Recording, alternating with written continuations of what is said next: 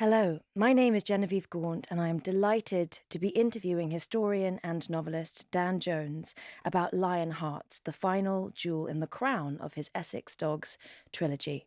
As many of you will know, Dan Jones is a Sunday Times and New York Times bestselling author of many nonfiction history books, including The Plantagenets, The Templars, Powers and Thrones, and Henry V, which came out last year to rave reviews. His TV show, Secrets of Great British Castles, was a smash hit and is available to view on Netflix. And he has a weekly podcast, This is History. Dan, it's a dizzying list, and I think we can now add medieval cage fighting to your list of accomplishments. Is that right? Accomplishments, yeah. I mean, I wouldn't say that it's an ongoing hobby, but I have tried medieval cage fighting. Armored MMA is what it's called, or Burhurt, which is mixed martial arts, not reenactment, actual fighting in sort of 30 kilos of authentic medieval armor, which I did for sort of journalistic purposes. I wrote a piece about this phenomenon, which is kind of growing in the US and Europe, but also because I suspected that actually putting on armor and fighting another human being for real might give some insight into the world that I'm trying to create in fiction and in nonfiction.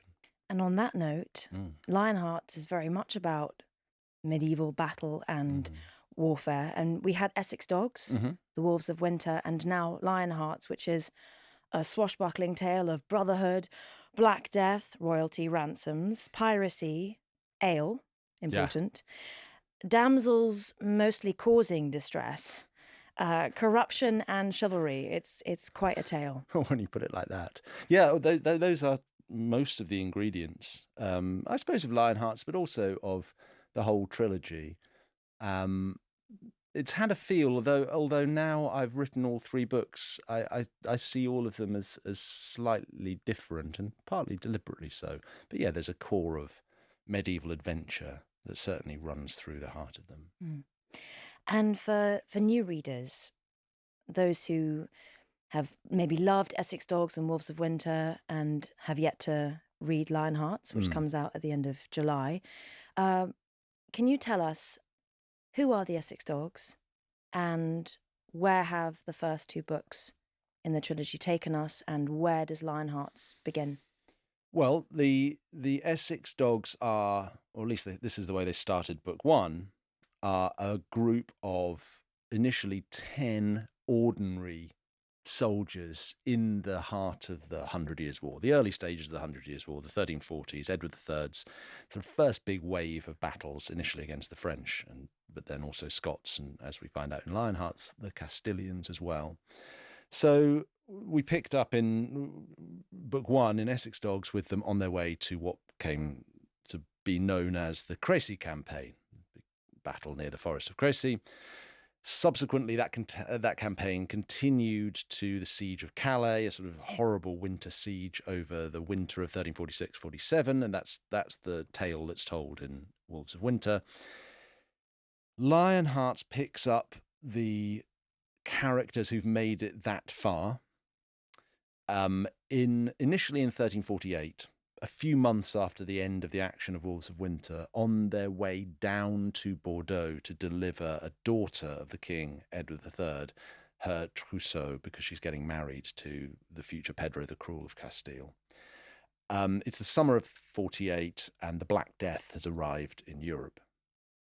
The main action of the book then takes place a couple of years later, once the Black Death has swept through Europe, Western Europe and England, done its worst and is starting to recede, and it's mostly set in England, around the two places really. Firstly, the port of Winchelsea, which is a new town, one of the Cinque Ports on the south coast of England, and also at Windsor Castle around the court of Edward III. So these are the two main sort of focus points for the story. which readers of the first two books, I suppose, may find slightly unusual because the rest of the trilogy has thus far taken place in France. And I was very interested. I was always interested in this scheme for the trilogy to bring them home at some point to England, in or around the Black Death. And can you tell us about our Essex dogs and the ones who have survived? Well, I'll try not to spoil it too much for anyone who hasn't got through the first two books, but the character whom we meet very first of all in Essex Dogs, Loveday, who's the sort of the somewhat reticent but never anything less than devoted leader of the dogs, is still with us, although he is now, for the first time, not devoted to leading the dogs and is trying to lead instead a quiet life, a retired life. We have Romford, who we met at the beginning of book one as the youngest member of the dogs, the newest recruit, who has also, in his way, tired or at least graduated from that life and has decided that he sees himself as destined, if not for better things, then for different things. And he sees a path for himself that leads out of the kind of the squalor and the drudgery of being an ordinary archer in the English army, and wishes to attach himself to the court of the king in some way. He has ambitions, you could say, above his station, but he also has the talent and the determination, and now the sobriety to take him there. And some of our other Essex dogs? Well, we've also, from the rest of the cast, Millstone, Thorpe, Scotsman. Yeah. Well, yes, yes. I suppose. Yes, he is around. Scotsman's whereabouts at the beginning of the novel are unknown, and one of the most enjoyable aspects of writing this book was finding him a way back into the story. This is the end of the trilogy. How does it feel? I'm in a strange place today talking to you about it. I mean, not specifically today, but this time, because I finished writing the book at the start of this year. We're in June 2025. I finished writing January, early February, and it was a very strange feeling. I'd probably, I'd been thinking about this series for the bulk of a decade. I've been working on the books for 5 years. These characters had sort of lived in my head for a long time, and to say goodbye to them, for now at least, was very strange and difficult and quite emotional in many ways. Brotherhood is such an important theme of the books, and I wondered if you feel a sense of kinship and brotherhood with these men. Yes, definitely. Kinship, brotherhood. I mean, one comes to care a great deal for these characters, but like siblings, I mean, one can get very annoyed with them and sick of being around them. And I was definitely getting that way with the dogs by the end of the trilogy. And I don't mean that as a sort of negative comment. I wasn't sick of my job, but I'd been really with these characters for a very long time and was beginning to find it quite emotionally draining. And it was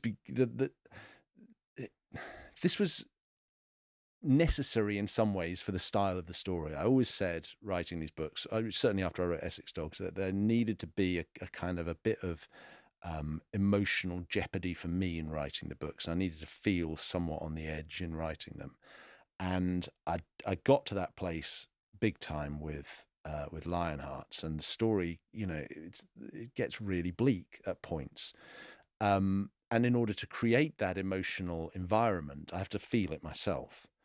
But I was glad to be out of that mental state, and I was relieved, I suppose is the word that I'm thrashing about looking for. I was relieved to let the story go for a bit.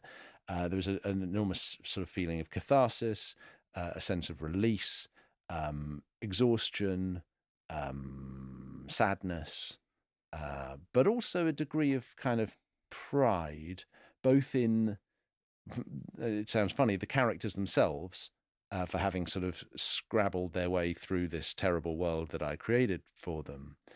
And also, frankly, for myself, because when I started writing these books, I had no idea whether I was able to write a novel. And part of the purpose of doing them was to test that.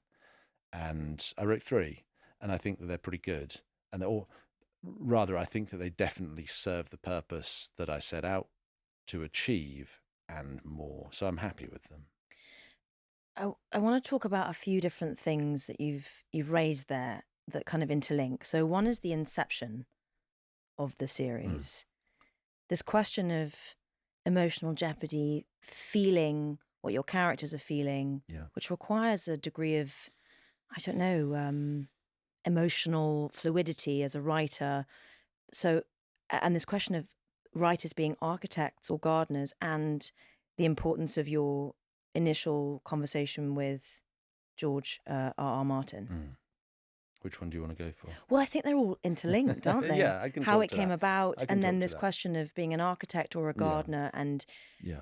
maybe for those who haven't heard those two terms when it relates to writing, because it was new to me until quite recently.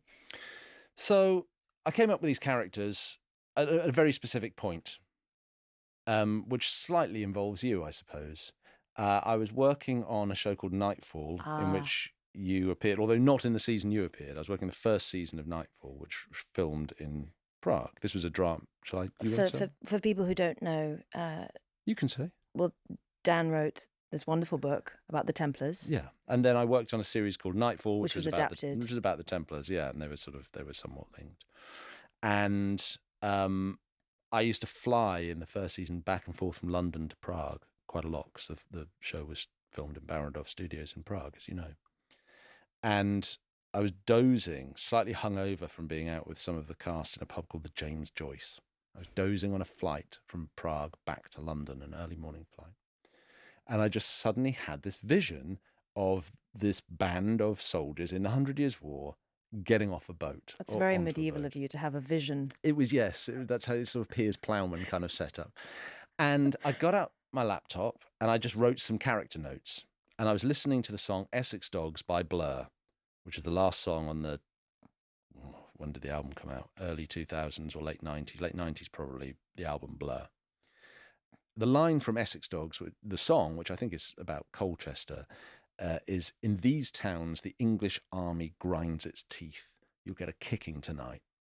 And so I had the feel of that line in Damon Albarn's kind of drawl, and just a vision of some characters. And I made a lot of notes, and I put the laptop away because the flight was landing. That would have been about 2017, 2018, and I didn't think about it again until 2019. 2 things happened in 2019. Firstly, on New Year's Day, I went for a walk on Omaha Beach in Normandy, and suddenly those characters came back, because Omaha Beach, D-Day landings, I suddenly saw a sort of medieval D-Day landing in 1346, same stretch of coastline. I thought, well, my characters could go there. And then in the summer of 2019, I interviewed and had dinner with George R.R. Martin, creator of A Song of Ice and Fire, Game of Thrones. And though that sort of catalyzed my desire to start writing fiction, because George, as an incredible consumer of history, a great thinker about history, was pouring all of this historical knowledge and thought into a fictional world. And it gave me confidence that historical fiction could be something that I might enjoy playing around with. And then I had these characters in a setting, and so I put them all together and ended up, signing a book deal to write this trilogy.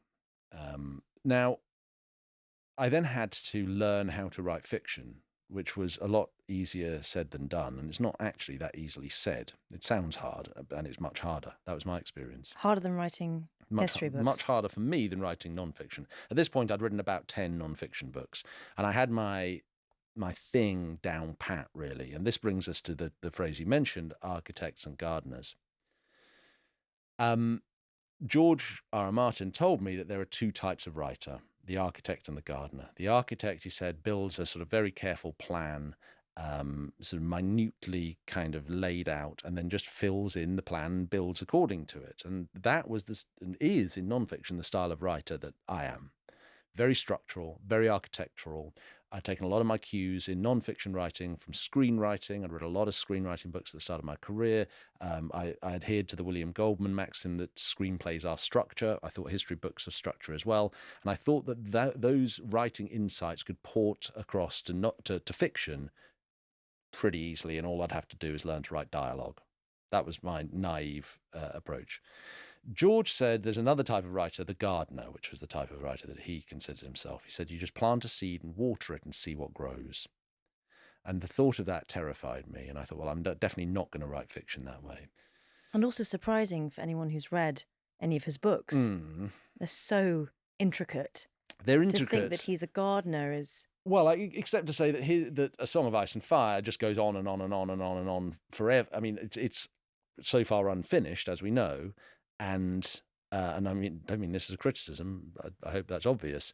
But he's planted so many seeds that the stems and the branches and the leaves and the flowers and the fruits are all entangled, and trying to sort of bring them back together is proving difficult. Put that aside, he told me that you basically you create the sort of the characters in the world, and then you have to see what happens. Bernard Cornwell had told me a similar thing. These two great titans of fantasy / historical fiction had made the same observation, and I, total novice, thought, yeah, right, I'll do it my way. Well, my way was not the way to write fiction, so I had to learn almost from scratch all over again a whole new approach to writing, which is to take these characters, take this world, take this setting, and just let it go.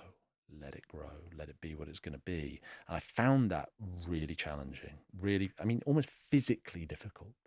The whole process of writing non-fiction and fiction to me are completely different activities, save for the tippity-tap of your fingers.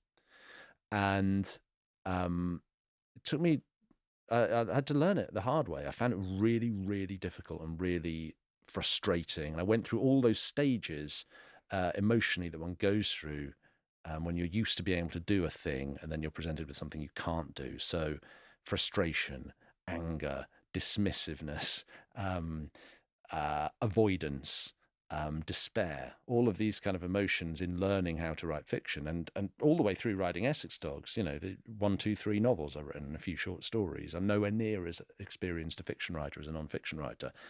The bad days are still full of those emotions. But for me, that's kind of part of the point of in my early 40s now, turning my hand to something I can't do, or I can't do as well, because I feel it's important in terms of sort of growth as a writer, and even like growth as a human being. If that's not going too deep for you. What's that ancient Greek motto that I know that you have pasted on your wall in the office? Yes, on my little architect's planning wall next to my desk, which is a corkboard where I plan all the non-fiction books at any rate, and have the characters for the fiction books pinned up. I have a few little sort of phrases, and one of them in ancient Greek is chalapatakala, which loosely translates as beautiful things are difficult. And I used it as an epigram in one of my non-fiction books years ago. But it's comforting to have it there, and to remember that actually the things worth doing are sometimes the things that are really challenging and tough. Also, what a flex, just to pull out the ancient Greek. Just pull out the ancient Greek. Absolutely. Don't you do it on Duolingo? I do modern Greek on Duolingo. I've got like modern Greek to kind of banter with people in bars in Crete where I go every summer. And in modern Greek, Diskalaine taoria pragmata is probably a better. That's how I think Greek listeners are probably cringing and covering their ears now, but it would sound different. And would you consider writing fiction? Fiction. Because I think what's fiction? Well, this is historical fiction, and as much as you say it's fiction, there is so much research. And so many times I look things up to say, right. Oh my God, did this happen? And it did. And your use of the chroniclers, it is fiction, but it's based on history. And you are cheating, a celebrated historian. And so I was wondering, would you ever consider writing contemporary fiction? Yeah. Literary fiction. Literary fiction. No, literary. I like some literary fiction, but I just couldn't do it. too sort of base a person to write literary fiction. I appreciate literary fiction, but that's just not ever. It's like poetry. It's not going to be. I could write some terrible literary fiction if you'd like me to, Genevieve. It would be my pleasure, but I would only show it to you and nobody else, and then you would have to burn it because it would be the same as me writing poetry. I mean, just I'd bring shame on myself and shame on my family if I were to try it. A lot of ancient images and metaphors going on. Burning poetry and shame. No, but you know what I mean? Like, you have to be really good at that. How do you know? I've read it. You have to be really good. I mean, or rather, here's the thing. Here's why I avoided. Never say never. Here's why I avoided fiction full stop for a long time. This is what I used to say. I used to say, I'm never going to do it. I'm just about to prove your point. Anyway, by mistake, in trying to disprove it. When people asked me to write historical fiction almost from the get-go, because my non-fiction style is sort of somewhat cinematic. I mean, by design, character-led, colourful, scenic, and so on. And it ostensibly resembles the kind of tone of fiction, I suppose. So people, when are you going to write fiction? I said, I'm never going to write fiction because the jeopardy is too great. So you write a bad non-fiction book, you've probably just got some facts wrong, or it's maybe just boring. And actually boring is, in the broad scheme of things, considered acceptable in non-fiction. So low jeopardy for me in non-fiction from that point of view. But I always thought if you wrote a bad novel, then you'd be revealing that you really fundamentally didn't understand what it meant to be a human being, because that's the topic of the novel, right? And I felt that would be a much worse thing to reveal than that I had just like mistranscribed a date. So I avoided that for a long time. But that's really moral cowardice. So I suppose, in a sense, yes, you're right. Maybe one day I will write literary fiction, but it would take an enormous amount of courage on my part to step into that world. Okay, speaking of courage, I want to talk about warfare and medieval warfare and fighting and the quite recent experiences that you've had with mixed martial arts and what we call #CastleCore and putting on 30 kilograms worth of steel, and what that experience was like, and the warfare and the writing bloodshed, because I get the feeling that you really enjoy writing those bloodthirsty scenes. Yes, I mean it's war, right?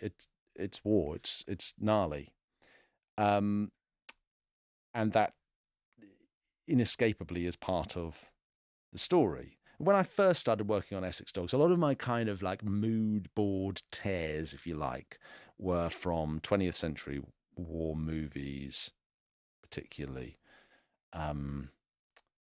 Platoon, Full Metal Jacket, Apocalypse Now, the HBO Band of Brothers, those sort of things.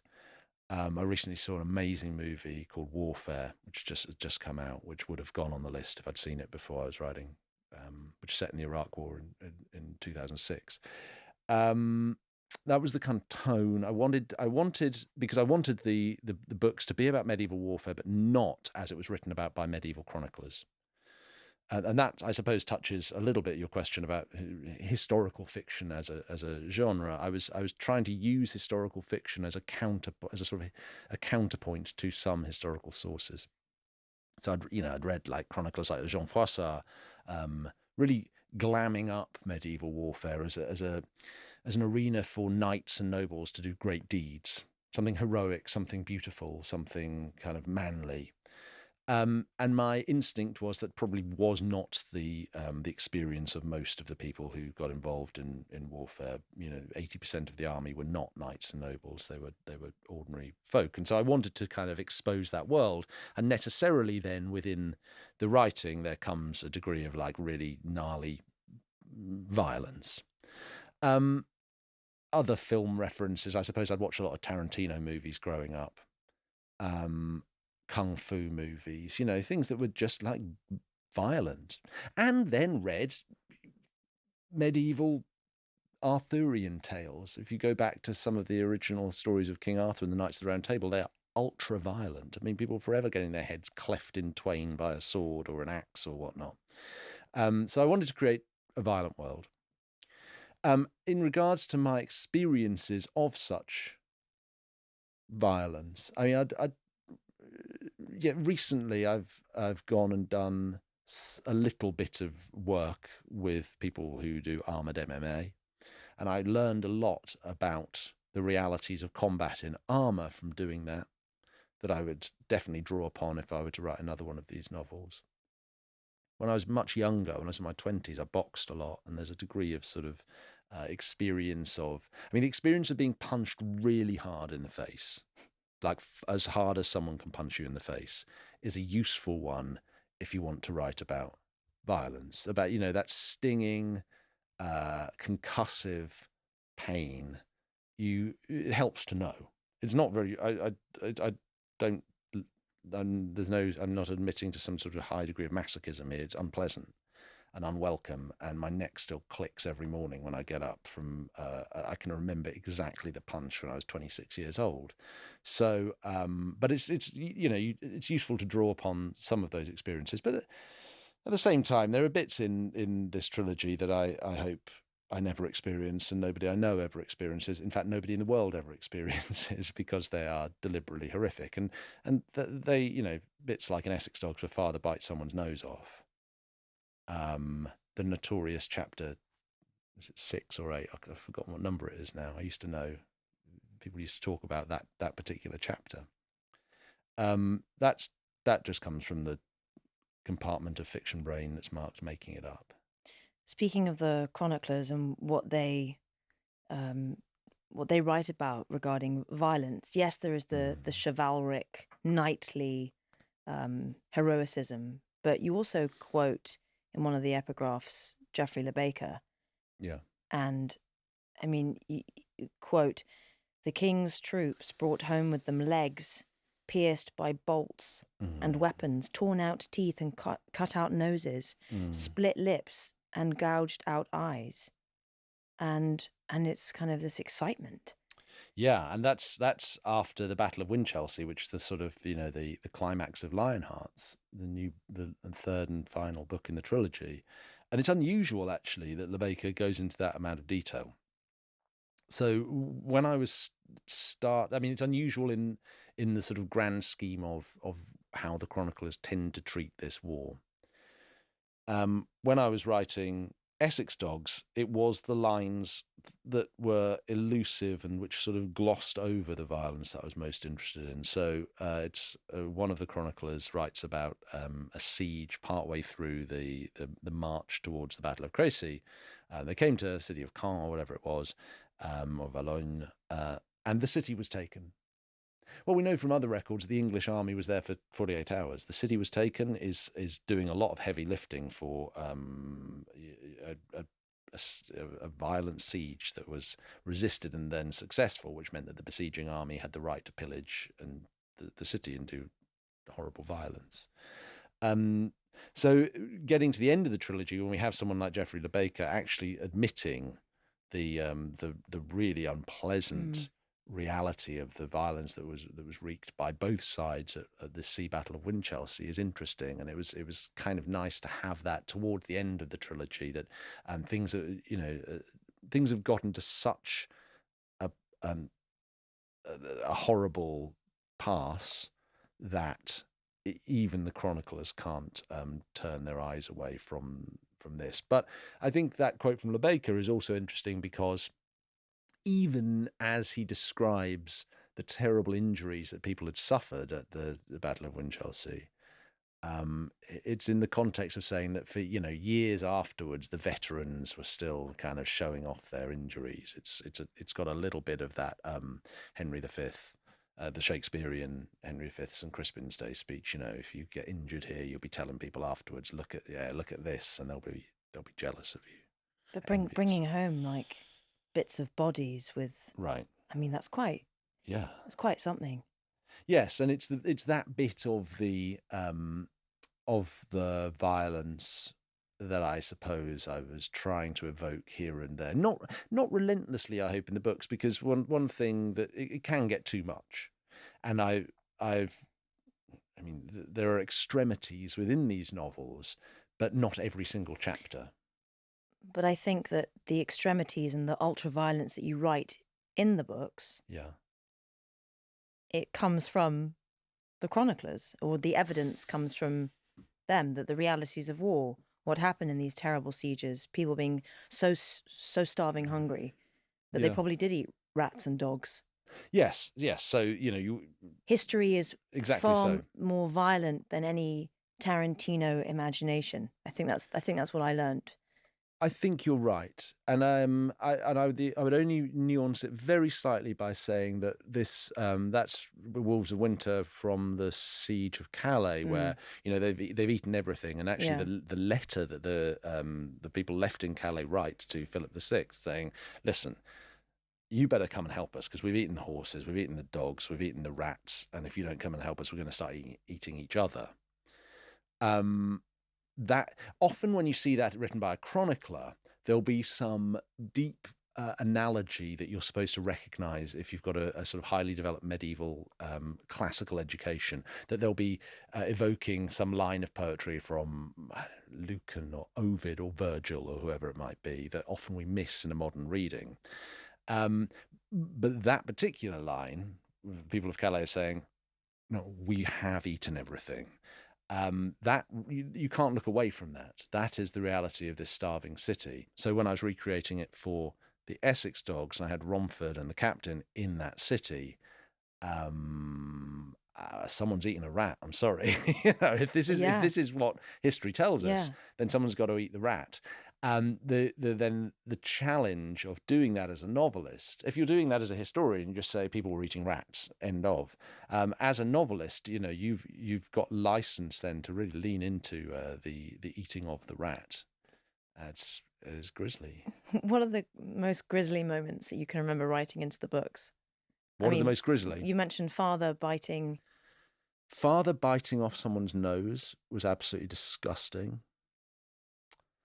I remember what else happened in Essex Dogs. There was some pretty grim. Well, their heads on stuff. pikes. The heads boiling water.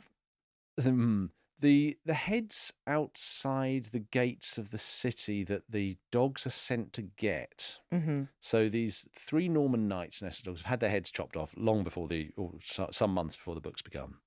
And the Earl of Northampton, when we first meet you're not claiming him, those ones. I didn't do that. I didn't do that. They were there before I started writing. They were there. The Earl of Northampton comes along and says, "Hey, someone needs to get them heads." And the Essex Dogs catch the job, if you like. And that came from some chronicle or other. I forget. It's a long time since I wrote it. There were heads. Someone went and got them. Well, the Essex Dogs get them, but the world I was also trying to create. I mean, I had a bit of catch-22 in my head at this point, and I wanted some absurdity of war. So they go to actually quite great lengths to get these grisly heads, and it's a difficult job to do. And someone's got to climb up the wall and get the heads, and they put them in a bag. And Loveday, I think, takes them back to the camp. And by the time they've gone through all this trouble, the Earl of Northampton's like, what? Have you got heads in that bag? And he's like, yeah, we were supposed to get the heads.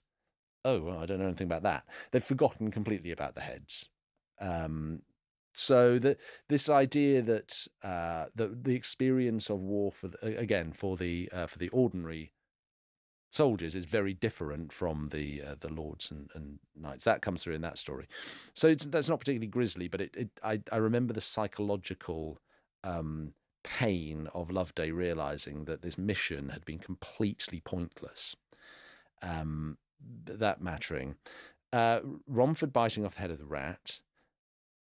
Teb climbing the ladder up the walls of Calais and not coming down the way he went up. I don't want to spoil it if anyone hasn't read that book.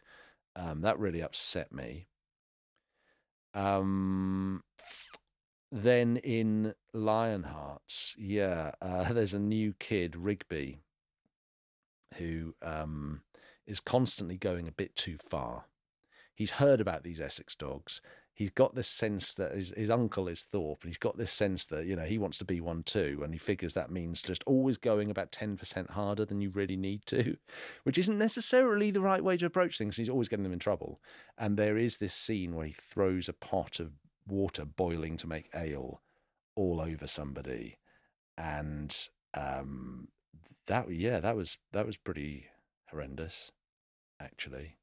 So there are some heavy moments, and I feel like I'm forgetting some. Probably of all of them, it's Romford eating the rat. I don't know why. I think it's because Romford gets tortured the hardest in these books, and he's totally out of his mind in many. Oh, and then there's also the altar scene in Wolves of Winter. I'm so glad you brought it up. Yeah, the altar scene. It's with not her violence, but for anyone who's read it or listened to it. it's blasphemous, though, isn't it? But it happened. That one did happen. So this is what I mean about the truth is somehow...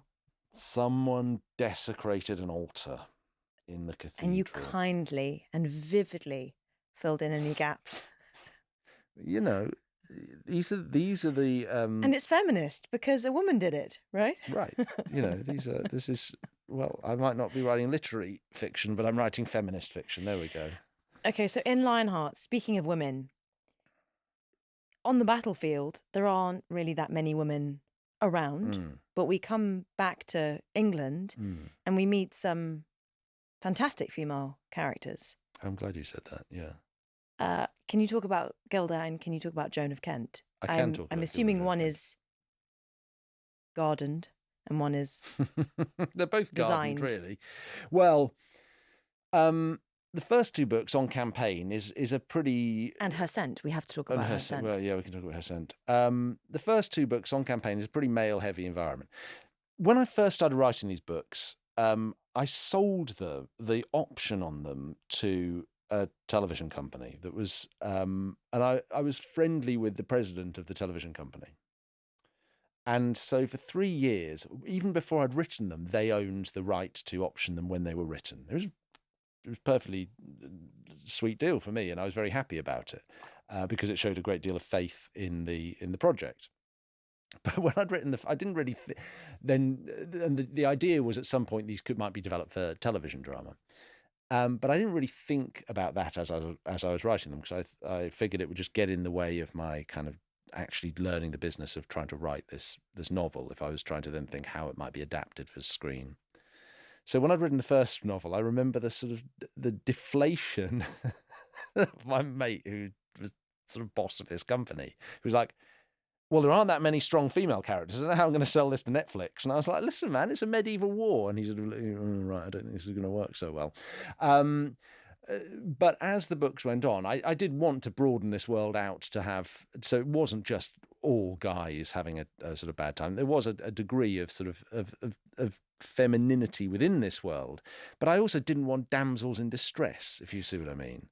Well, the women that you bring into Lionheart, it definitely does not feel at all contrived.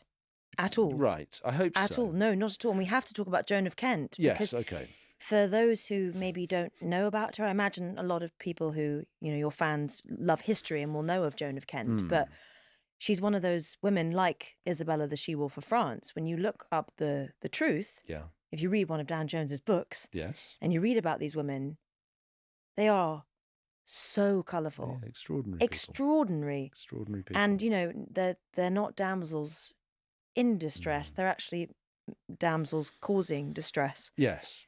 Well, Joan of Kent. So I've been looking forward to writing Joan of Kent for a very long time. I'd dabbled with Joan of Kent in my very first book, which was A History of the Peasants' Revolt. Joan of Kent was the mother of Richard II and the wife of the Black Prince, also the first cousin once removed of the Black Prince. And in that sense, Richard II is a good advertisement for why we typically don't let first cousins marry. But put all that aside, Joan of Kent is one of the most extraordinary women of her age. So her father had been executed, he was a bit of a dope. He'd been drawn into a plot and executed for it early in the reign of Edward III. She'd grown up in the royal nursery with, among others, her cousin, the Black Prince. She had subsequently got herself kind of bigamously married to two men at once. The first was a guy called Thomas Holland, who was a knight who lost an eye crusading in Prussia, who made a lot of money fighting on the English side on the Crécy campaign. He's a character who we meet in Essex Dogs. And even in Essex Dogs and Wolves of Winter, you hear Tom Holland a little bit sort of chuntering away with his mates going, oh, God, I've got married to this bird. She's cost me a fortune, sort of thing. Can we add a footnote here about Sir Thomas's eye? Yes. What happened and how it was... Yes, we can come. Why don't we come back to Thomas Holland's missing eye? But he'd been a one-eyed knight in Essex Dogs, and he had this habit of winking at people with his one eye, which I always quite liked. Anyway, Joan married secretly Thomas Holland when she was quite young. He was a little bit older. Then he'd gone off to become a sort of war hero, and her family, not knowing that she'd got married to this guy, then married her to the man who had become the second Earl of Salisbury, the son of the king's best mate.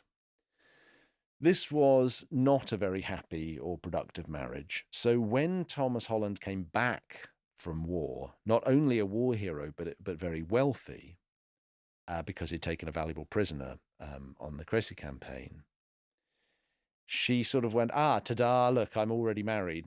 This current marriage to the Salisbury son, Willie Montague, well, that doesn't count. So they had to sort out who she's going to be married to, because she's apparently married both of these guys. And this became an enormously protracted and expensive legal case that went all the way to the papal court in Avignon. That's the situation, more or less, we find Joanie in Jeanette, she was kind of known as, in sort of diminutive around the real Edward III's court, which I kind of loosely translated to Joanie. We find her there. The case has just been settled in Thomas Holland's favour at the beginning of Lionhearts. And we sort of know, if we know the history, that she's going to go on to be the Black Prince's wife eventually after Thomas Holland dies, that she's going to be a sort of she's known as the sort of the Fair Maid of Kent, which is, I think, a sarcastic title. You know, she was fair, but certainly not a maid. She was kind of addicted to jewels and spending, and the absolute sort of, you know, she really, when she became the mother of the young King Richard II, she was really in her element. She had loads of money, didn't mind splashing it around, and was sort of absolutely sort of grand and fabulous. Well, I wanted her on her ascent in this book. And I also wanted to give her a high degree of agency, because she seemed to have exerted a high degree of agency in choosing the guy that she actually wanted to be married to. Her family were incredibly annoyed that she revealed this secret marriage, to the extent that they actually locked her up for a little bit. But she was adamant this is what she wanted. But I didn't want her to be a sort of a totally blameless kind of a victim turned hero. Also wanted her to be a bit of a spoiled brat and a damaged and complicated young woman whose father had been executed because he was dumb and made himself into a traitor, who did have the sort of the kind of natural grandeur of having grown up in the royal nursery, but was still somewhat fragile, who had this sort of push and pull within her of being, on the one hand, very focused and determined and full of agency and knowing how to get what she wants, but not too far below it being a little bit scared and uncertain about things. And her story as she evolves through Lionhearts is really to both to learn and to teach acceptance of the vagaries of fate. That sometimes you're up, sometimes you're down. You just got to roll with it and not think too hard about it, babe. That's her sort of take. Since this is an Essex Dogs book, I also wanted her to be sort of fabulously foul-mouthed and with a sort of earthy sexuality. I'd found that the characters who were like that on the male side of the story, the Earl of Northampton, William de Boon in particular, also among the dogs, Scotsman, were kind of characters that I really, really loved writing. And I wanted a sort of a girl version, really, and Joanie is it, and she's... We know from the history books, as you've said, that she is sensual and smart, a canny operator. Yeah. No anachronistic feminism required with women like this. It's not necessary, because they are, as we know, full of agency and intrigue and interest and wiles. However, I do have to ask, there is a scene where Joanie and women, Oh, yeah. noblewomen, dress up Yeah. as knights. Yeah. Did that happen? really happened, yeah. Okay. Well, except it wasn't them. So this is a line, I think it comes from Henry Knighton's Chronicle. He says that in the 1340s, and he says in a very scandalized tone, and it's tied into a passage in which he implies that this is the reason that there's plagues and terrible war and all these sort of horrible things are happening. Says there was this awful example where every time there was a tournament, and there are a lot of them around this era, women would come along dressed up as knights and they sort of parade around shamelessly and, in this sort of male garb, absolute horrible thing to see. This sort of typically prickly, kind of misogynist, kind of sniffy, annoying chronicler, which they're 10 a penny in the 13th and 14th centuries. I really love this image. And there's a point in the plot in Lionhearts in which Joanie and she ropes in Isabel, Princess Isabel, the eldest daughter of Edward III, want A, to have some fun, and B, on Joanie's part, need to achieve the liberation of a certain valuable prisoner from within the court. And I just loved the idea of Joanie, who, for a lot of the novel, is kind of telling the men around her, this is what you need to do, idiot, if you want to sort out X problem. Or certainly if you want to sort out X problem with a solution that's pleasing to Joanie. Having 2 teenage daughters, has that inspired that at all? It helps. It helps. And I just love the idea that actually this is, everyone's at Windsor for a party. Joanie's going to get involved in this, and then there's this sort of this sense that finally she can literally put on male clothing and get the job done herself. And I really like that scene in Lionhearts, and I mean, not only because I love writing Joanie so much, but because this is when I'm happiest with, and this returns to one of your early questions, this is when I'm happiest with historical fiction, where you're taking these attested historical scenes, bringing them to life, and sometimes playing games with them, that actually this idea of women dressing up as men is not the scandalous thing that Henry Knighton wants us to believe. It's actually really good fun and a very good idea in some ways. What is that James Ellroy quote that you've mentioned before? Yes, this is another one of my mottos that I've pinned on my wall, which is, maybe my favourite historical. I describe him as a historical fiction writer. Others think of him as a crime writer, but the author of American Tabloid, you're a historical fiction writer. Ellroy said, if you've got the stones, you can make history do anything you want it to. And I like that. I mean, Ellroy's, have you read any James Ellroy? I've read your reviews of James Ellroy. Okay, you're right, yes. I'm a big fan of Ellroy. Ellroy's American Tabloid for me is well, look, War and Peace by Tolstoy is the greatest historical novel ever written, but in our times, my times, maybe you were born when it came out, American Tabloid is for me the great modern historical fiction novel. It's for those listeners who haven't read or heard it.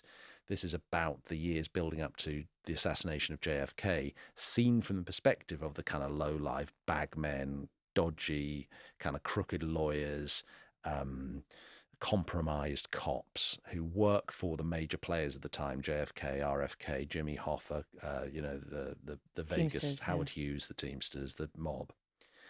And it's this sort of, it's steeped in the historical documents, and then Ellroy just gives it this rip, and shows you all of these characters that we know turned into sort of grotesques. His JFK is a grotesque. He wrote not that long ago about Marilyn Monroe and did a similar number on her. The characters that populate these books are sort of slightly monstrous versions of the real history, but it's all grounded in the history. And Ellroy, we mentioned George R. R. Martin earlier, and again, someone who is an avid and voracious consumer of history, and then creates something that's deep, that's got history deep in its DNA, but is something else as well. those themes that you mentioned, Mm. the corruption and power, and those all come into Lionhearts. And I think I'd like to talk about the parallels between the present day and medieval times, because that oft quoted line from The Go-Between, the past is a foreign country, they do things differently there. I think that's maybe the beauty of history and historical fiction, analysing what is totally alien, Yeah. bringing home to your wife some man's leg with a bolt through it, Yeah. not so relatable, but also parts of the book which you think, yeah, nothing much has changed, about brotherhood and love and honor and yeah, there are so many and details about. Can we talk about the scaffolding? And anyone else who's read or listened to Lionhearts, I was fascinated by the details about Windsor Castle. Oh, the actual literal scaffolding, and the word scaffolding. I thought you were talking about sort of the architecture, deep architecture of the story. No, the literal scaffolding. Literal scaffolding. Yeah. So this for me was a really big, important part of the scaffolding. Is a very important part of Lionhearts. They turn up at Windsor Castle, Romford, Joanie, Tom Holland, various others, expecting a big party. Because it's the Order of the Garter, it's their sort of special weekend. The Garter was founded a couple of years ago. It's typical the King's going to have a party at Windsor. And they show up and the whole place is like half a building site. Because there is, unlike the Battle of Crecy, where there are lots of sort of academic monographs about the Battle of Crecy, there are none about the Battle of Winchelsea or about this period. So I had to do quite a lot of original research and discovered that really no one's quite sure what was going on at Windsor. There's no big description of this party at Windsor in 1350. But what we can tell from, I mean, in the National Archives, I sat and went through the kind of all the original accounts from the time. We can tell there's like bulk orders of wood and building supplies are being dropped off at Windsor just before this weekend. Then the King is in residence at Windsor across the Garter weekend. So it looks like there's a party of sorts. But if you imagine you can see the supplies have been delivered there through the receipts of payment. The same is true. I mean, cloth is a big motif in this story. The stolen cloth, fine cloth that's being stolen by pirates at sea, that's finding its way in through the black market into the hands of people like the King. When you dig into the sort of delivery of these supplies, the wood, the cloth, whatever it might be, then you can start building a world that is plausible and is rooted in deep in the historical sources. And so you have this in Lionhearts. I think I've tried to create at Windsor this world that is both sort of, in modern terms, it's the kind of Mar-a-Lago kind of gala ball that's happening. But we can... That tripped off the tongue. Have you been? I'm waiting for my invitation. But we can also imagine that these places are sort of half under construction and that there's kind of sheeting up. I didn't even realise how old the word scaffolding is. Is it very old? Oh, it's medieval, at least. Well, it goes back. You know. I didn't go into the etymology of scaffolding. No, I was like, well, there's some scaffolding. I think it was used in the late medieval period. It comes from the Old French. Tell me more. Échafaud, I think, okay. And catafalque, meaning some kind of structure. Well, you're hired. I was fascinated because you see a word like scaffolding, and it seems so contemporary. And what's interesting is you've got this theme on. You've got lots of themes in the books on two levels, high and low, in the same way that Shakespeare uses Latin at high language and then low language, Incarnadine, red. You do the same in Lionhearts. You've got the scaffolding at Windsor. Yeah. And then you've got Loveday, who, I don't think it's a plot spoiler to say that he is embarking a new civilian life as a publican. Yeah. The fictional Green Lion. Yes, the pub's made up. But he encounters what we would now call a cowboy builder.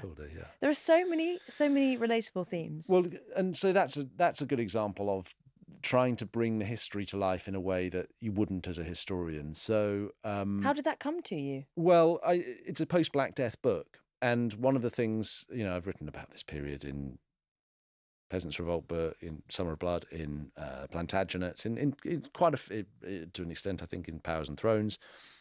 You write about the Black Death, particularly in England.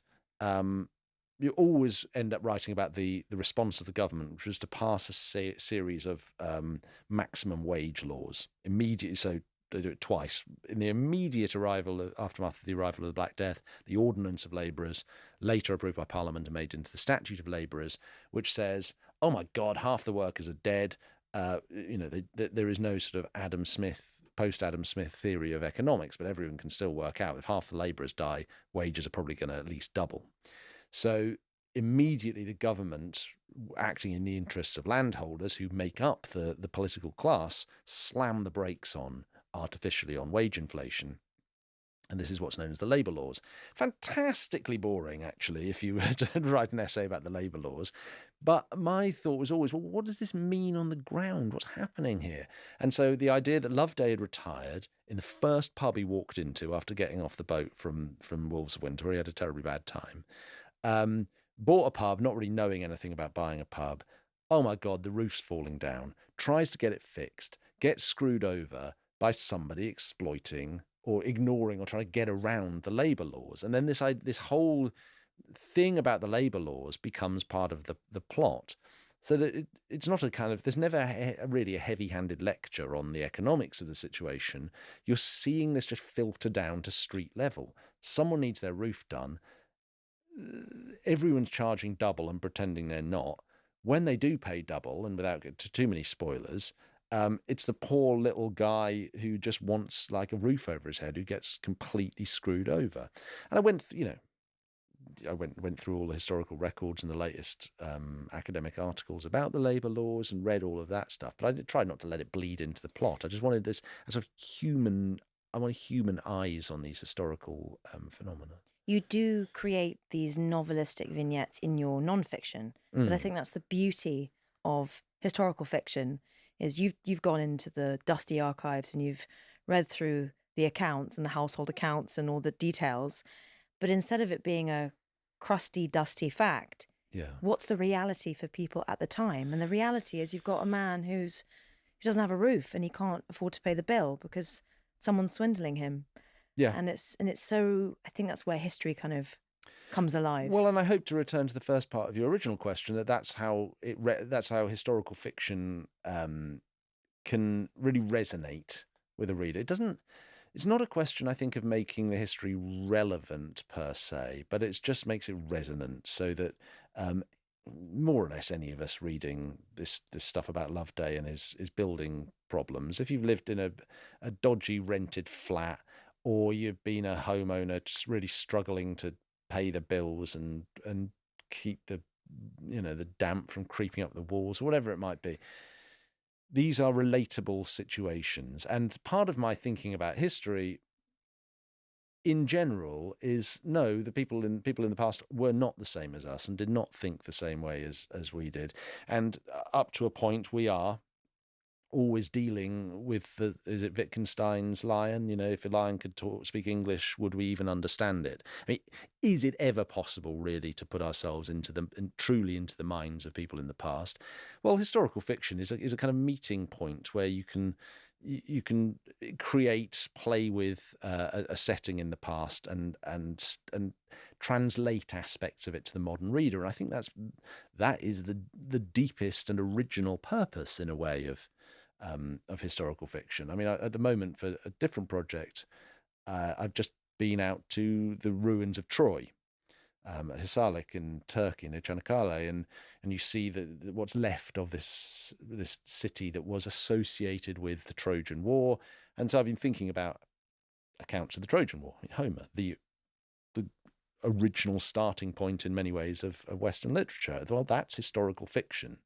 Homer tells this fabricated story set in a real known place, and he drops in details which would now be the province of the historical consultant on a movie. He makes sure the armor is properly Bronze Age. He makes sure that the descriptions of the walls of Troy are kind of as he thinks they probably were at about this time that this was being fought. So And yet Virgil does this in the Aeneid as well.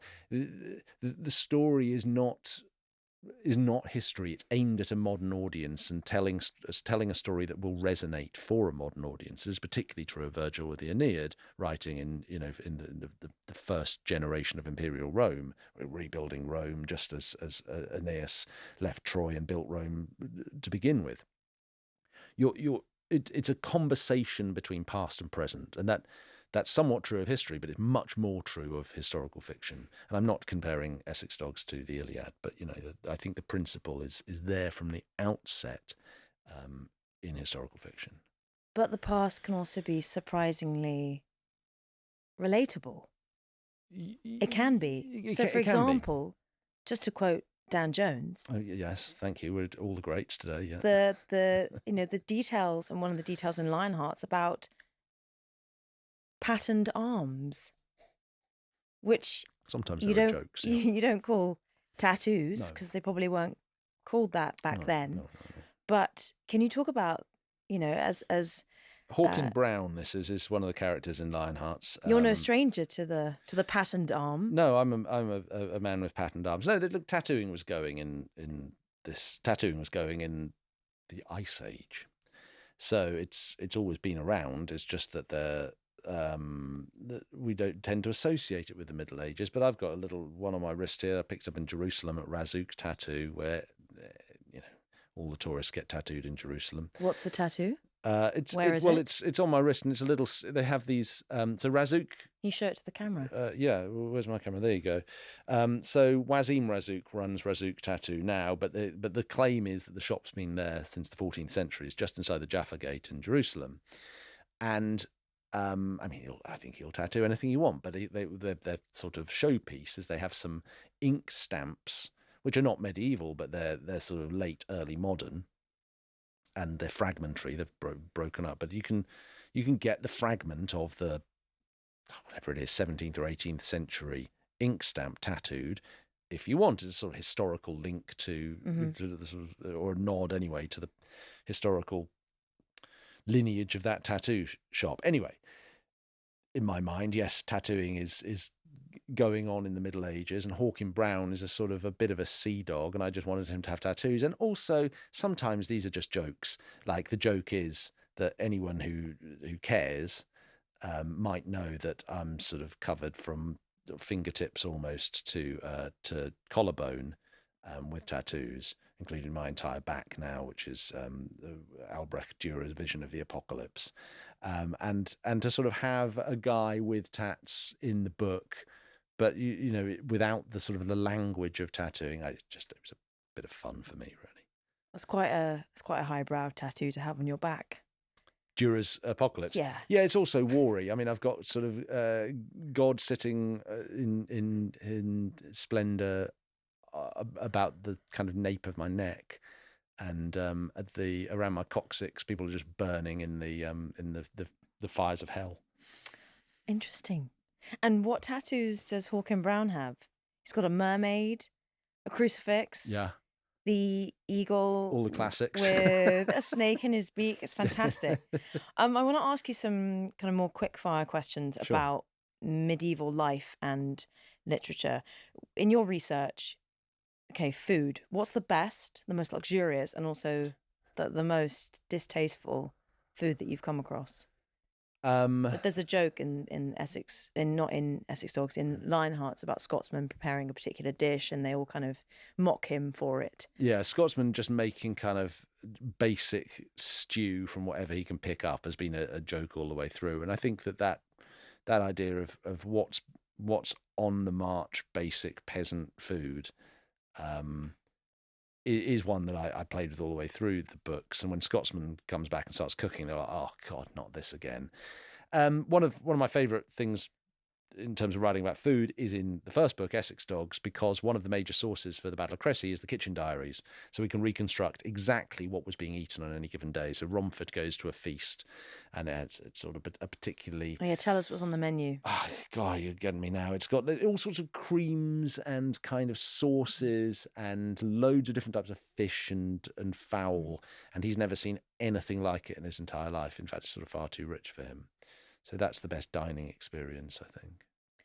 I mean, eating a rat And the rat, of during course, a is siege disgusting. probably has to be the lowest. There's the rat, and they're also chewing strips of leather in Wolves of Winter. I remember that, just to try and stave off the hunger. And we have to talk about medieval blasphemy. We Because can't get out of here without talking about medieval blasphemy. The list of blasphemy in the trilogy is, I mean, it's almost as imaginatively gross as the injuries. So we have to talk about that. Well, this spoke to a problem that, or not a problem, but something I had to think about when I started work on this trilogy, which was how do people swear?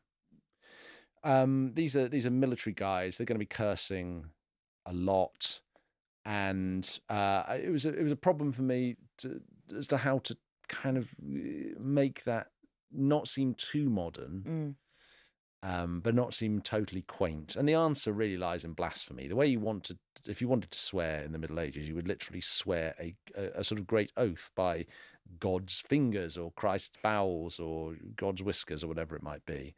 So I decided to kind of mash up really inventive blasphemy and make it the mainly to preserve. You'll find that a lot of the characters are just very repetitive. It's always like God's bones or God's whiskers. They don't really go beyond that. But the Earl of Northampton, Scotsman, Joanie, these characters really like go for it. And I think it's the Earl of Northampton who in maybe Wolves of Winter swears by St. Lawrence's arse roasting on the griddle. It's that kind of thing. You give them this deep knowledge of the different kind of saints and then let them go hog wild. So I really enjoyed writing the blasphemy.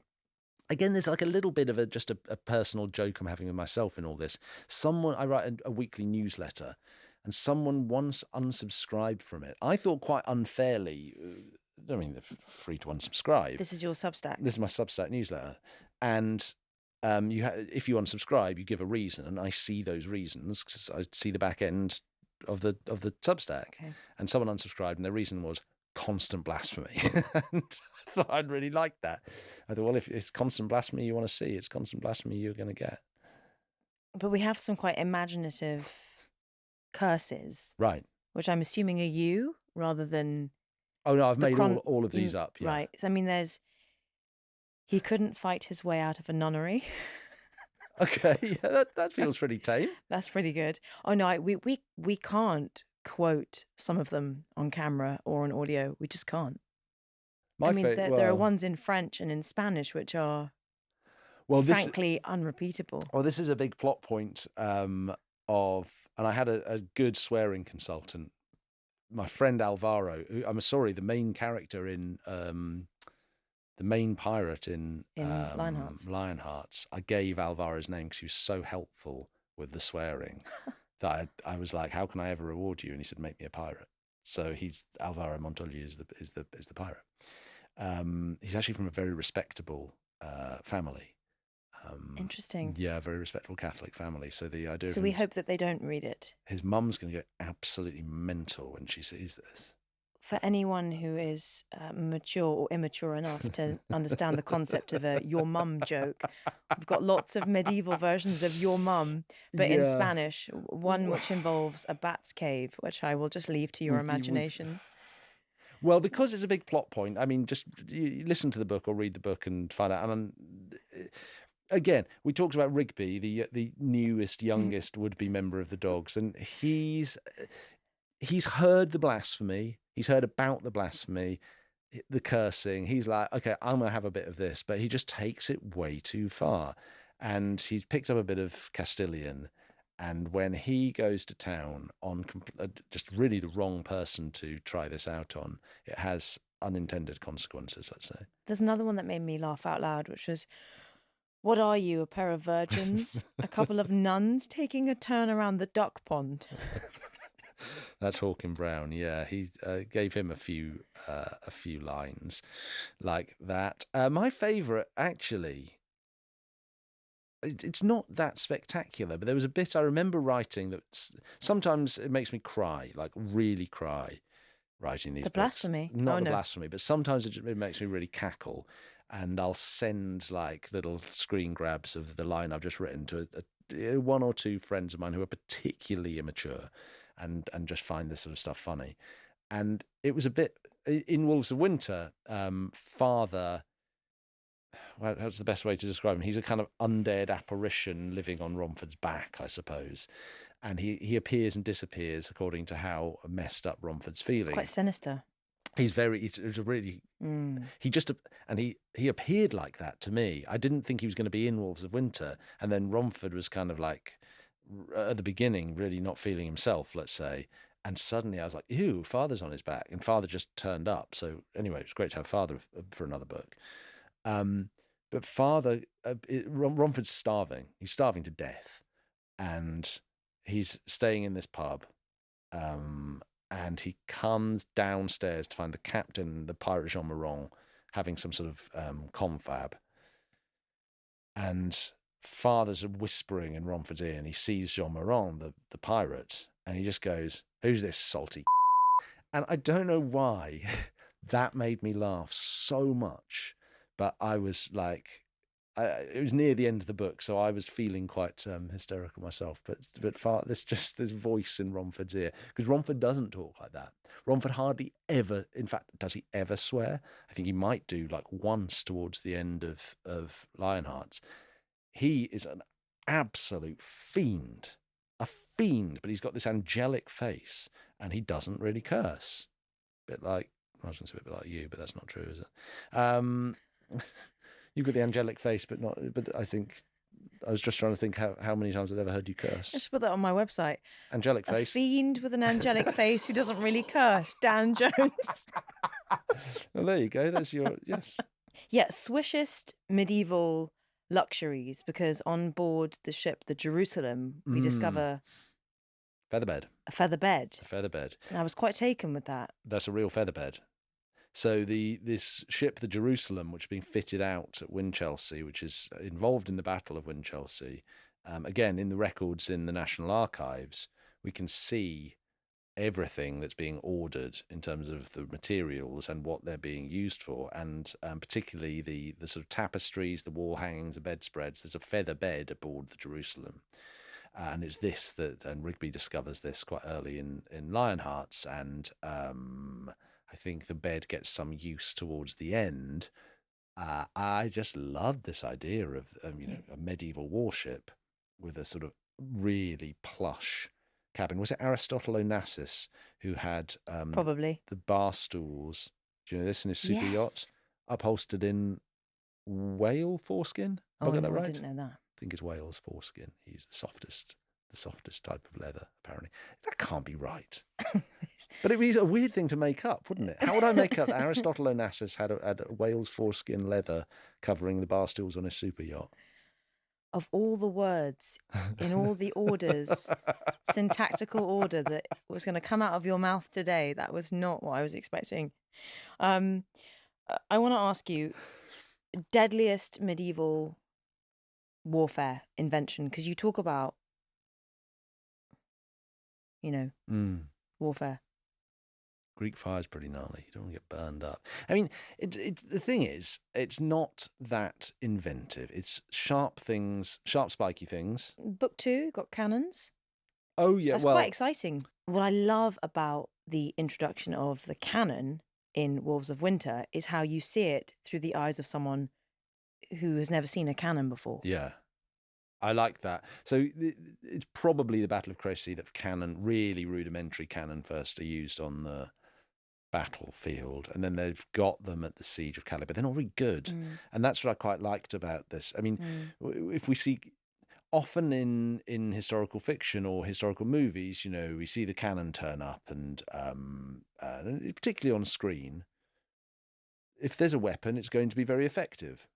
I like the idea, well, the weapon's not very effective, and actually these cannon are really dangerous. They're going to make you go half deaf.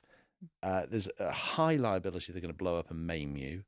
And they're really inaccurate. They're just a bit scary. So I quite liked having these quite poor cannon in the book. But Romford, who's excellent with these sort of things is gets the hang of how to use them. So I like that. So, first of all, if you could go back to any historical period and have a pint, where would you go? Do I get to come back? Yes. Ancient Rome, I think. I'm just quite into that at the moment. Yeah. Because I think, Who would you be drinking with? I would go drinking with one of the absolute nutters like Nero or Caligula, I think. You might be lucky to escape with your life. Well, that's why I asked, do I get to come back? Okay. Yeah. And snog, marry, avoid. Right. Monarchs. All monarchs. Yep, you've got free reign. Hey. See what you did there. Snog. I always thought that Catherine Howard sounded like a bit of fun. Henry VIII's fifth wife, but people tell me she was actually sort of terribly damaged, and it's not great to want to snog her. But I'm going to snog her anyway. When we're both teenagers, let's say. Marry. I would like to marry. Not Joan of Kent. I was just about to say Joan of Kent. Yeah, I think she's just such good fun. I'd marry Joan of Kent but the Joanie that I created, I think I'd like that. And avoid is just most of them, really. Really? Well, the message of these Essex Dog books is it's just more trouble than it's worth. You run into the kings. It sounds very glamorous, but even the good ones, you end up in their orbit, and it's just a very dangerous place to be. So, as a rule, I'd steer well clear. Okay, but let's say you're king. Of all the queens or potential queens in history, who would be the best? Who would be the best one to marry? I mean, the Empress Matilda, not a bad shout. I mean, they're not all bad. Well, Philippa of Hainault, who's Edward III, or Hainault, as we say, Woodford via Hainault. Philippa of Hainault, great actually, yeah, solid. Like she and Edward III were a fantastic partnership. They really got it. They got along. They gave each other their sort of space, but they were a fantastic partnership. Had great parties. They raised a great family. Are you saying then that you think that most queens in history are more trouble than they're worth?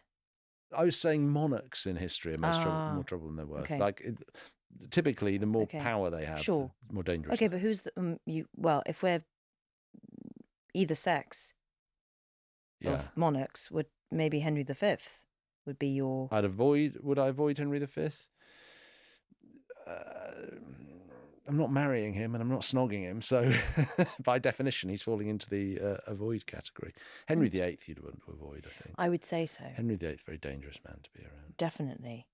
Speaking of Philippa of Hainault, can you remind us of that very moving vignette about the burghers of Calais?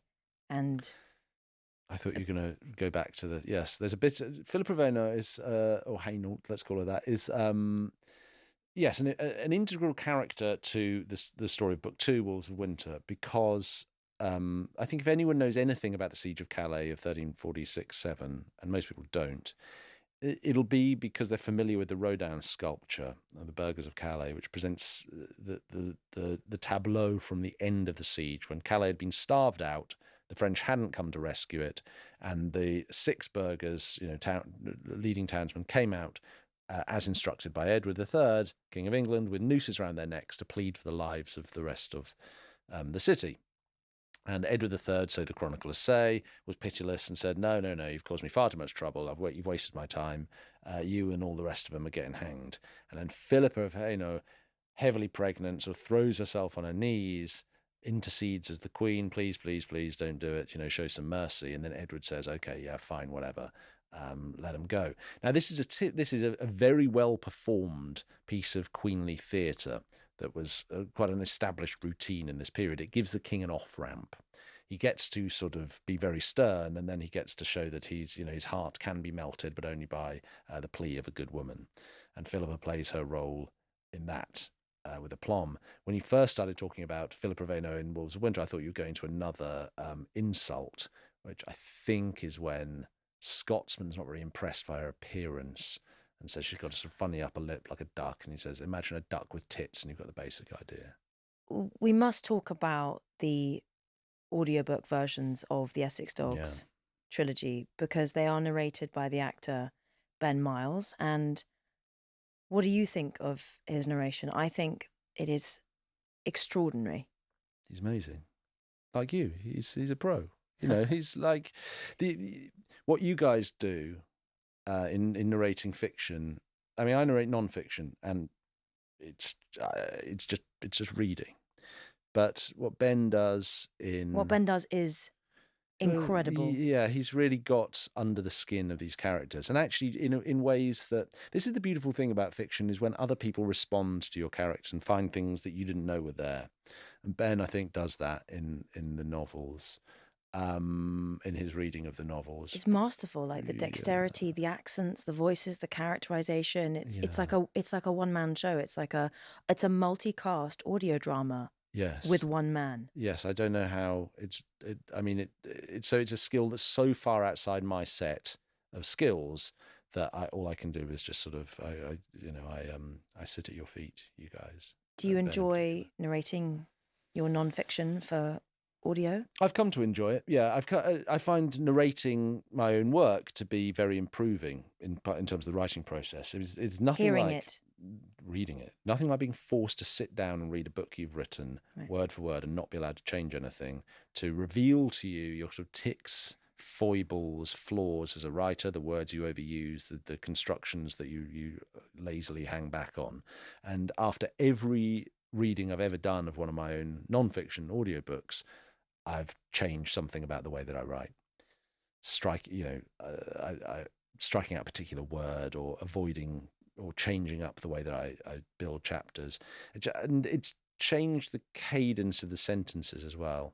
Between audiobooks and the podcast I make, I mean, I write a lot for voice. Well, the podcast I write for voice, and I found that reading the audiobooks, and the audiobooks being such an important and big part of the mix of books that I sell, along with hardbacks, paperbacks, and ebooks, I found I'm writing more and more for voice these days, and that I will automatically be constructing sentences and paragraphs with the rhythm of the read, my read, so that when I come to read the audiobook, I know how these things are supposed to flow. Does your experience on camera and presenting build into that? No, different skill altogether. Totally different. For me, anyway. I mean, what do you think? What's it like for you? I think you're right. As someone who narrates audiobooks, you never know a book as intimately as when you read it out loud, because you're reading every single word. Your eyes sometimes scan over phrases, and when you read it out loud, you get to know it intimately. Yeah, absolutely. But it's different to screen work. And again, it feels physically different. I talked earlier about the feeling of writing nonfiction, the feeling of writing fiction being physically different. It feels to me like a different energy flow in my body. I have to sit in a different way. And I find reading aloud a very different experience than standing looking at a camera and narrating, which for me is all physicality. There's no thinking about words whatsoever if I'm talking to a camera at all. Piece to camera and documentary is all physical. And I don't even make any attempt to learn my lines before I film. It's just in that moment. Whereas reading for audio is just a different experience. It's much more closely connected to the sight of the words for me. And final question. So in Lionhearts, you quote Edward III's motto. What is it? It is as it is. Which is wonderful. Yeah, I think so. I think it can be either banal or profound. And I've tried to make it somewhat... Well, I try to make it both in Lionhearts, so that a lot of people keep saying it. It is as it is. It's the sort of thing you would hear in any old pub today. Is what it is, mate. It doesn't. In some ways, it doesn't mean anything at all. It just means, but. And there are characters in Lionhearts who overuse it, so it does just mean. But as we get on through the book, and particularly through Joanie, actually, I try to build in this insight that there's a degree of surrender in this, the maelstrom of this world, that you just can't survive in this world without. And that one of my favourite poems is in Blackwater Woods by Mary Oliver, and at the end, the last lines of it are, to live in this world, you must be able to do three things: to love what is mortal, to hold it to your bones, knowing that your whole life depends on it, and when the time comes to let it go, to let it go. I slightly butchered poor old Mary Oliver there, but that's you just have to be able to surrender, because otherwise this world will consume you. And that's the profound meaning of that motto that I've tried to build into the deep fabric of the book. One of the epigraphs, you quote the poem Gawain and the Green Knight. And when I read it, I thought, what a perfect quote to express the different themes of the Essex Dogs trilogy. And the quote is, and this is the modern translation, "And wonder, dread, and war have lingered in that land where loss and love in turn have held the upper hand." When you read that, you must have thought, "Oh, this is my Essex Dogs trilogy. This is what I'm writing."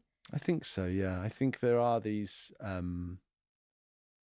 great moving forces in that they blow like currents of strong winds through this story, and the characters really are just trying to stand and survive. Survival is the thing. Yeah. And that's what Loveday wants to do when we first meet him at the beginning of the book. Just like survive and look after all the people around him. And that's like, there's a sort of nobility in that, I think, that I really wanted to look at in the book. And I don't know. I feel weirdly emotional talking about him, because that impulse, it was there right at the beginning,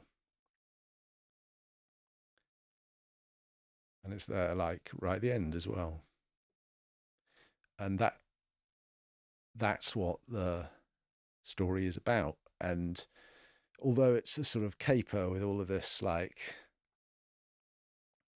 silly swearing and the kind of the having fun with history, that there is this deep down thing in these books that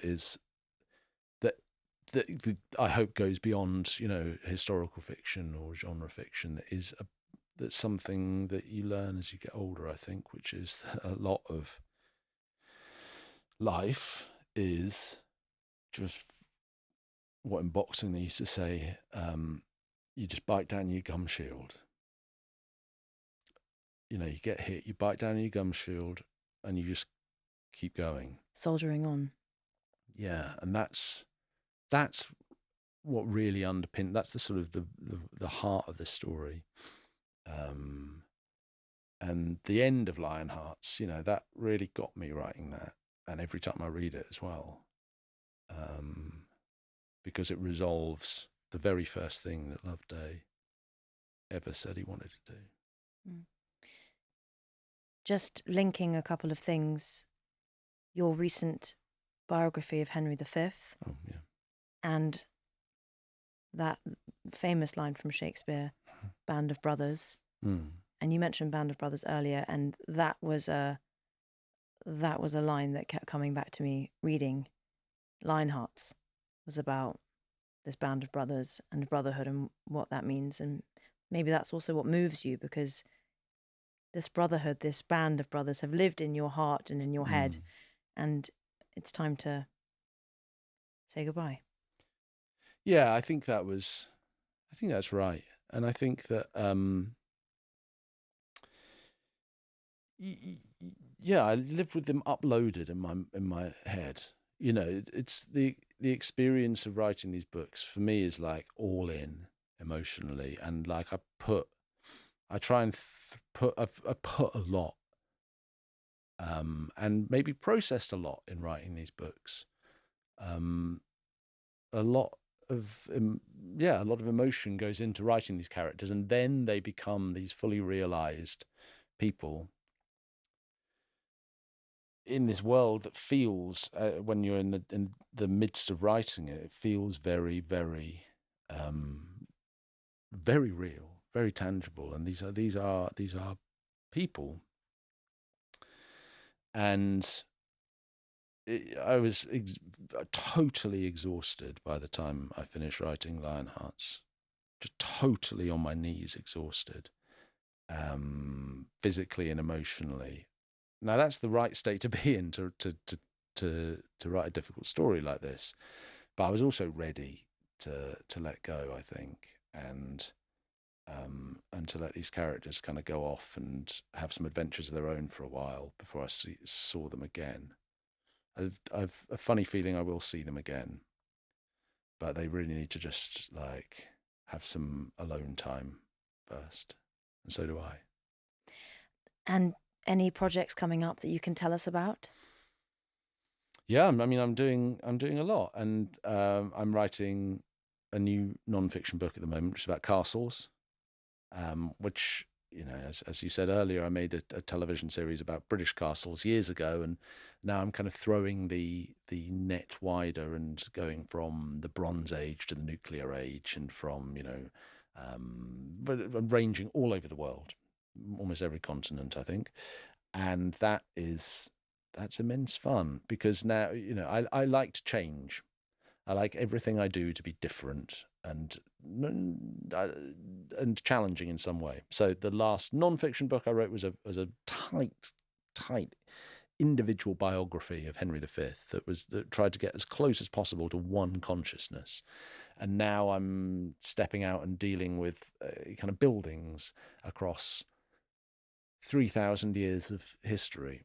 And so I like the counterpoint, I like the juxtaposition, I like the challenge, I like creating a new style every time that I write. I like reading a whole new set of literature, and so that's one of the things I'm working on. The podcast is now in its 8th season. I'm just starting to write season 8 of the podcast. This is history. I've written a ghost story, which is being published this autumn, about set in so that's contemporary, actually, with a degenerate TV director who goes to a haunted Scottish island haunted by a beast associated with the Templars. It's pretty weird, but so I actually have moved into writing contemporary fiction. I just forgot about it when you asked me earlier. Oh, there we go. There we go. Well, thank you so much, Dan Jones, for your time. Lionhearts will be published and available in print and audiobook on the 31st of July. You can pre-order now. Thank you, Genevieve. It's a pleasure and a privilege to talk to you. Thank you, Dan.